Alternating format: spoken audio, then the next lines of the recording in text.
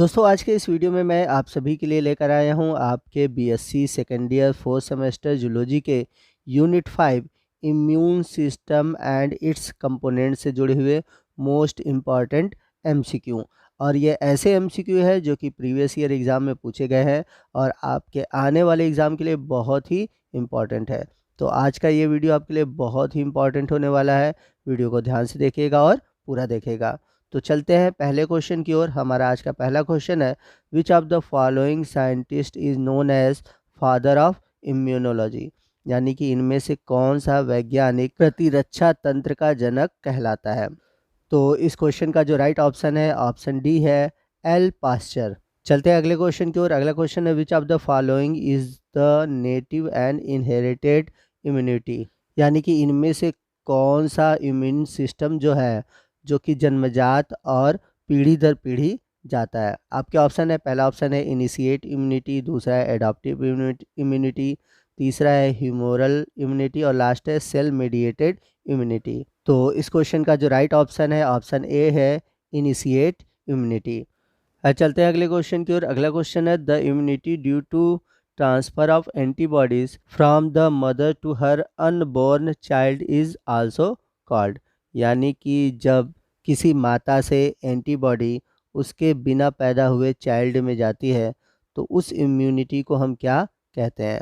आपके ऑप्शन है, पहला ऑप्शन है एक्टिवली एक्वायर्ड इम्यूनिटी, दूसरा है पैसिवली एक्वायर्ड इम्यूनिटी, तीसरा है एक्टिवली एक्वायर्ड एडाप्टिव इम्यूनिटी और लास्ट ऑप्शन है पैसिवली एक्वायर्ड एडाप्टिव इम्यूनिटी। तो इस क्वेश्चन का जो राइट ऑप्शन है ऑप्शन बी है, पासिवली एक्वायर्ड इम्यूनिटी, यानी कि जब भी किसी माता से उसके बिना पैदा हुए बच्चे में एंटीबॉडी जाती है तो उसे हम पैसिवली एक्वायर्ड इम्यूनिटी कहते हैं। चलते हैं अगले क्वेश्चन की ओर। अगला क्वेश्चन है, which of the following cell type are involve in humoral immunity, यानी कि इनमें से कौन सा ऑप्शन है जो कि ह्यूमोरल इम्यूनिटी के अंतर्गत आता है। आपके ऑप्शन है, पहला ऑप्शन है बी सेल्स, दूसरा है टी सेल्स, थर्ड है लिम्फ सेल और लास्ट है आरबीसीज। तो इस क्वेश्चन का जो राइट ऑप्शन है ऑप्शन ए है, बी सेल्स। अगला क्वेश्चन है, cell mediated immunity does not involve the use of, यानी कि जो सेल मीडिएटेड इम्यूनिटी है उस प्रक्रिया में इनमें से किसका यूज़ नहीं होता। तो इस क्वेश्चन का जो राइट ऑप्शन है ऑप्शन डी है, पी सेल्स। अगला क्वेश्चन है, which of the following is incorrect with respect to humoral immunity and cell mediated immunity, यानी कि इन ऑप्शन में से कौन सा ऑप्शन जो है वह इनकरेक्ट है ह्यूमोरल इम्यूनिटी और सेल मीडिएटेड इम्यूनिटी के लिए। तो इस क्वेश्चन का जो राइट ऑप्शन है ऑप्शन सी है, both involve formation of antibodies, यानी कि जो दोनों प्रक्रियाएं हैं वो एंटीबॉडीज़ का फॉर्मेशन करती हैं। तो ये जो कथन है वह असत्य है।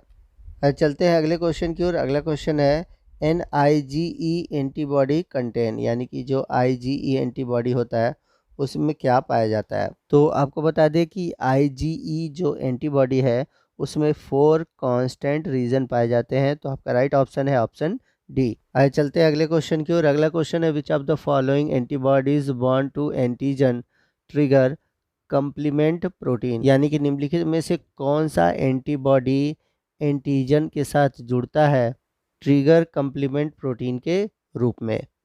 तो इस क्वेश्चन का जो राइट ऑप्शन है ऑप्शन बी है, आई जी ई।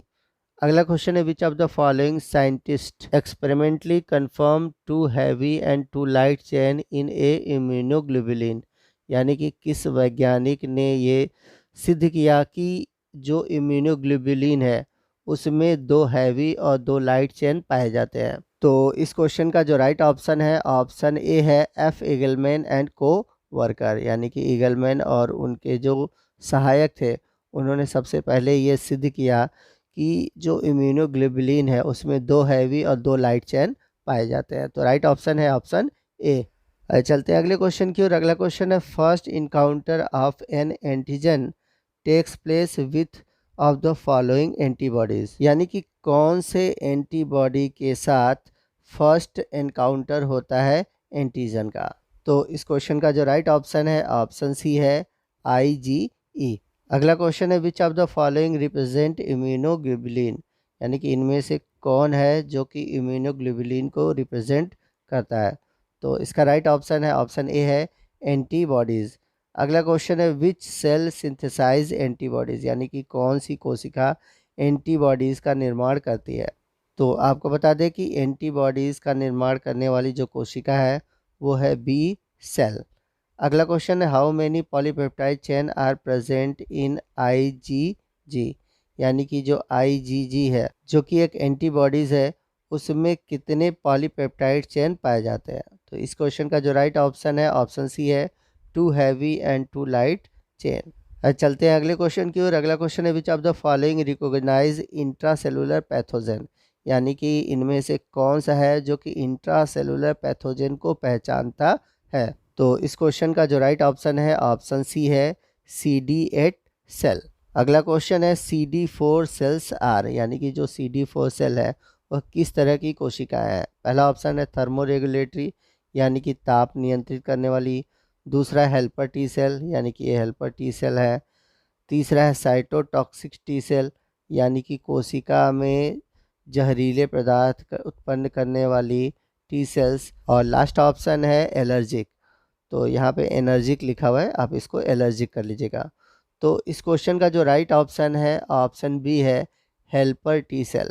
चलते हैं अगले क्वेश्चन की ओर। अगला क्वेश्चन है विच ऑफ द फॉलोइंग को receptor help in recognition of antigen, यानी कि इनमें से कौन सा को रिसेप्टर है जो कि एंटीजन को पहचानता है।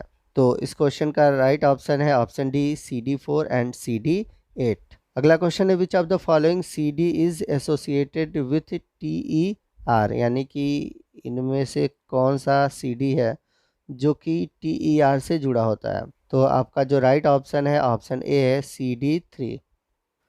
चलते हैं अगले क्वेश्चन की ओर। अगला क्वेश्चन है non expression of immune system due to genetic defect is called as, यानी कि कौन से जेनेटिक डिफेक्ट के कारण जो हमारा इम्यून सिस्टम है वो अपने आप को एक्सप्रेस नहीं कर पाता।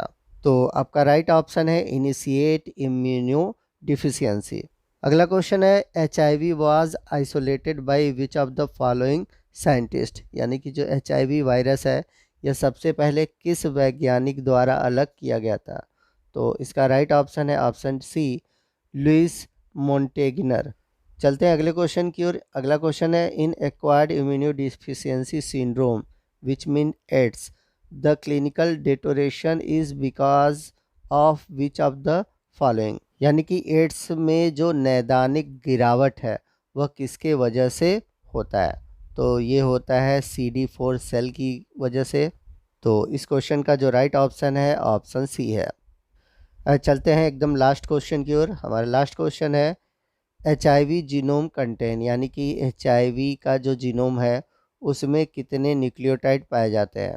तो इस क्वेश्चन का जो राइट ऑप्शन है ऑप्शन ए है 9200 से लेकर 9600 न्यूक्लियोटाइड्स। तो दोस्तों इसी के साथ हमारा आज का जूलॉजी का जो 5th यूनिट है वो समाप्त होता है। तो आपको आज का ये वीडियो कैसा लगा कमेंट करके ज़रूर बताइएगा। वीडियो अच्छा लगा हो तो वीडियो को लाइक और शेयर करना मत भूलिएगा, और कोई भी डाउट है आप हमसे कमेंट करके पूछ सकते हैं। तो मिलते हैं अगले वीडियो में अगले टॉपिक के साथ, तब तक के लिए जय हिंद जय भारत।